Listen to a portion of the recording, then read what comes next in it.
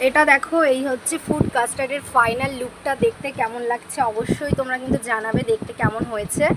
ঠিক আছে, তো নাও মা, তুমি বারো তাহলে। হ্যাঁ বারো। খাবারটা দেখতে আমার তো খুবই ভালো লাগছে, আর তোমরাও বলবে কেমন লাগছে খাবারটা। আর মেয়ে বানিয়েছে, আমি খেয়ে বলছি কেমন হয়েছে। হ্যাঁ, তোমরা বলবে যে দেখতে কেমন হয়েছে এটা।